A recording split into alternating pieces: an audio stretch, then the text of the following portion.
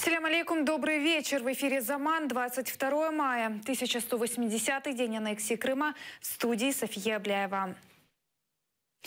Безвизовый режим заработает в ночь на 11 июня. Официальный журнал ЕС сегодня опубликовал решение об отмене визовых требований для Украины.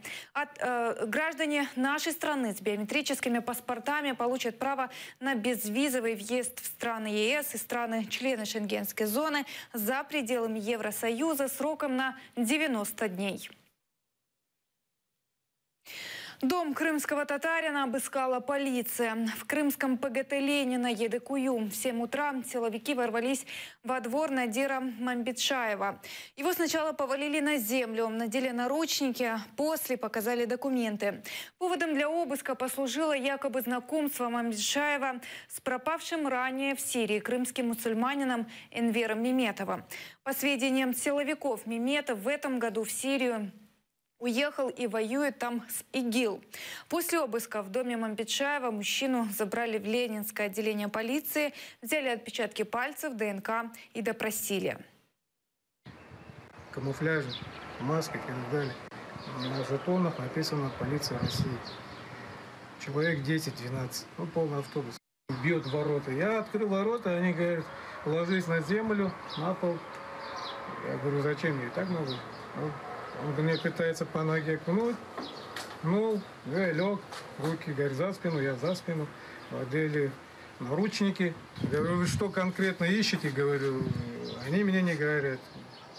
Говорят, запрещенная литература есть, связь с ИГИЛом есть и так далее, и так далее. Я говорю, ИГИЛ слышу только по телевидению. Ходатайство о допросе Рифата Чубарова в качестве свидетеля в деле Ахтема Чайгоза оккупационный суд не рассмотрел. На 116-м заседании Верховного суда оккупированного Крыма допросили свидетеля защиты, члена Меджлиса Абдурамана Игиза. Он рассказал, что организацией и координацией проукраинского митинга занимался Заур Смирнов, ныне сотрудничающий с оккупационной властью. Подконтрольная Кремлю прокуратура Крыма обвиняет заместителя главы Меджлиса Ахтема Чайгоза в организации массовых беспорядков под стенами Верховной Рады Крыма 26 февраля 2014 года.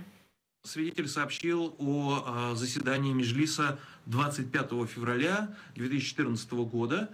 Это было внеочередное заседание Меджлиса, посвященное проведению массового мероприятия митинга у здания Верховной Рады Автономной Республики Крым в связи с назначением внеочередной сессии депутатов Верховной Рады Автономной Республики Крым и принятие на этой сессии сепаратистского решения об обращении к властям Российской Федерации. Кроме того, в этот день депутаты должны были лишить полномочий председателя Совета министров Автономной Республики Крым Могилева. С терроризмом надо бороться, а не ждать, пока это сделает Америка. Таким был посыл президента США во время обращения к 55 лидерам мусульманских стран. Дональд Трамп во время визита в Саудовскую Аравию на этих выходных призвал страны Ближнего Востока объединить свои усилия, чтобы изгнать террористов.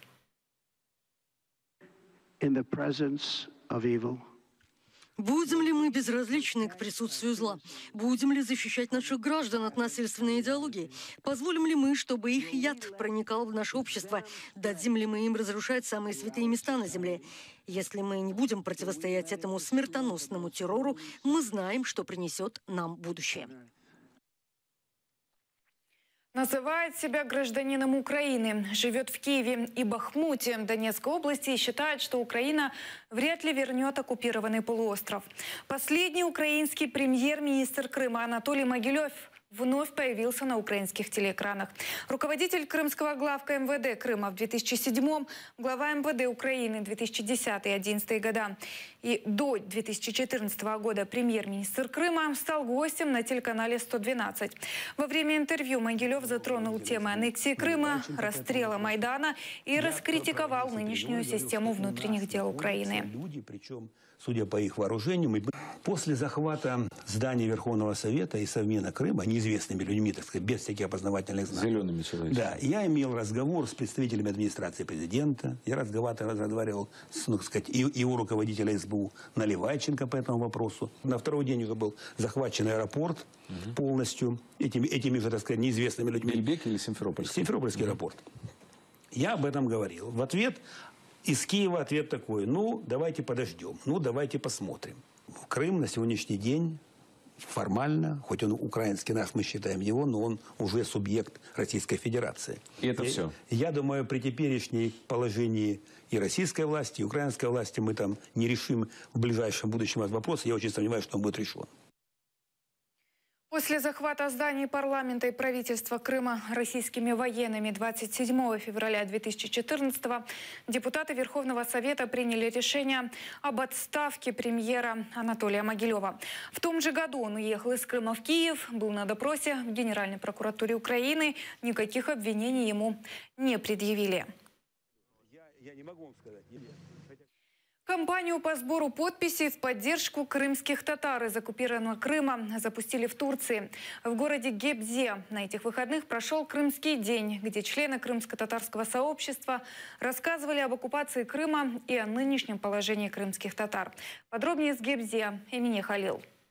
Информационные стенды и выставка фотографий – это работа российского журналиста Антона Наумлюка. В турецком Гебзе решили рассказать о жизни крымских татар в оккупации и собрать подписи в их поддержку. Я не считала еще, но кажется, мы собрали около 1000 подписей за сегодняшний день. Больше всего внимания привлекла выставка фотографий. Люди не просто смотрели и проходили. Они читали сопроводительные тексты к фотографиям. Они разделили наши чувства к Крыму. Испытали ту же боль вместе с нами. Я подписал, чтобы поддержать наших братьев в Крыму. Пусть никогда не теряют надежду. Тюрки никогда не были пленниками других. Да, я подпишусь, потому что крымские татары — это тюрки. В конце концов, все мы тюрки. Мы, как мусульмане, должны поддерживать друг друга. Мы всегда рядом с ними. Всегда их поддержим. В итоге все будет хорошо. Многие из пришедших мало что знали о том, что сейчас происходит в Крыму. Поэтому фотографии с описанием современных событий вызвали интерес у людей. Возможно, на сегодняшний день турецкое государство не уделяет должного внимания этой теме. Но это не означает, что Крым и крымские татары одиноки. Мы, как турецкие националисты, я, как глава регионального управления националистической партии города Гебзе, заявляю, что мы вместе с Крымом. Мы поддержим наших братьев, которые находятся там.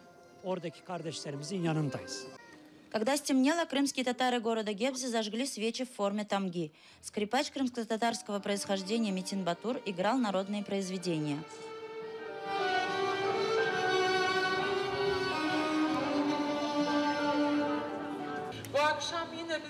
В этот вечер в Гебзе мы снова зажгли огонь в наших сердцах, отправляем его в Крым. Шлем нашу любовь нашим соотечественникам в Крыму. Вы не одни. Мы молимся о том, чтобы Россия, которая оккупировала Крым, в краткие сроки убралась вон и оставила в покое нашу родину – Крым. Эмине Халил, Владлен Мельников, Заман, АТР, Гебзе.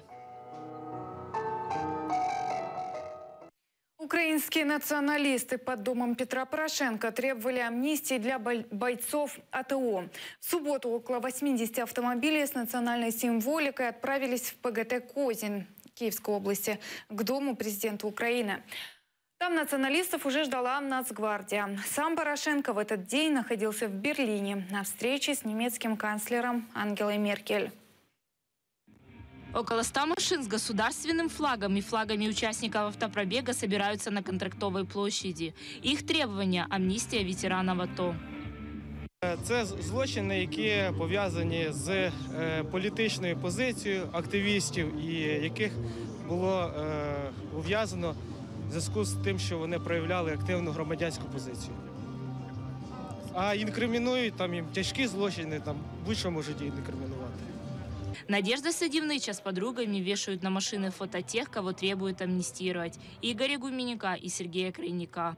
Це також політв'язні. Вони проходять по справі 31 серпня 2015 року, по справі захисників Конституції. Вони вже майже 2 роки сидять в Лук'янівському СІЗО, і є просто нещасленна кількість їх порушень їх прав. І тобто це також сучасні політв'язні, хлопці, які воювали, які є героями російсько-української війни, які були на Майдані під час Революції Гідності. Але все одно система їх зажала в лищата. І тому ми виступаємо за те, щоб їх звільнили. На этих кадрах 31 августа 2015 года митинг возле Верховной Рады Украины. На нем из толпы правоохранителей бросили гранату. 4 бойцов Нацгвардии погибли, около 150 человек получили ранения. В этом правоохранители обвинили Игоря и Сергея. Автоколонна проехала с Контрактовой площади через правительственный квартал к имению президента Украины в Козино вдоль колонны полицейских. Петра Порошенко в Козине охраняли 100 полицейских нацгвардейцы. Порошенко, підпиши амністію! Порошенко, підпиши амністію! Порошенко, підпиши амністію! Один за всіх і всі за одного! Мы обратились в администрацию президента, чтобы получить ответ на вопрос, будет ли президент подписывать амнистию воинам АТО. Светлана Поломарчук, Асан Аминов, Заман, АТР. Танцевали хайтарму, угощали крымско-татарскими лакомствами, провели мастер-классы по плетению браслетов и росписи хной. Фестиваль крымско-татарской культуры прошел в Киеве в Американском доме. Как это было? Смотрите далее.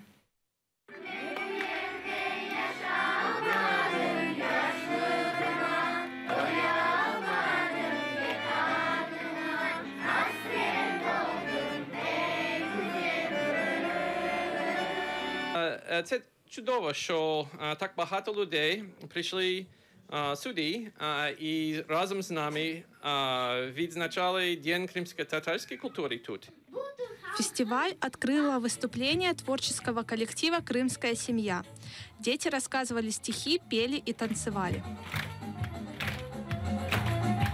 Мені дуже сподобалося виступати тут, тому що це якось незвичайно, тому що в такому місці ми ніколи ще не виступали. І тут дуже привітні люди.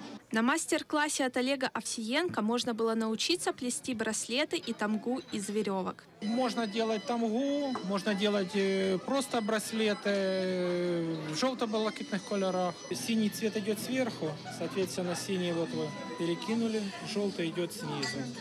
И потом получается желтый снизу, синий сверху. На фестивале проходил мастер-класс по рисованию хной. Роза – это знак женщины. То есть означает замужнюю девушку, либо молодую девушку. Если это бутоны, здесь вот представлено, то это будущее потомство, либо молодая девушка, или замужняя девушка. Это гвоздика, это пожилая женщина, жизненный опыт, мудрость. Это символ молодого мужчины, юноши тюльпан. Здесь презентовали сборник кримськотатарських сказок. Ці тексти було дібрано із тих збірок, які вже видавалися, так, і були ті, які абсолютно були не перекладені українською мовою. Тобто вперше перекладені українською мовою, і цей переклад здійснювали викладачі Київського університету. Специфіка роботи над самою збіркою така, що, наприклад, переклади велися цілодобово. Ми могли узгоджувати переклад навіть серед ночі. Лилия Медведчук, Эльдар Исматов, Заман, АТР. Пока это все, смотрите следующий выпуск «Заман» с Искендером Меметовым через 45 минут. Эфир телеканала АТР продолжает программа «Бугунь». В гостях у Османа Пашаева и Оксаны Денисовой Виталий Мартынюк, эксперт Центра «Стратегия-21». Подписывайтесь на телеканал АТР на нашем сайте. Будьте с нами. Ваша поддержка важна для нас. Всего доброго.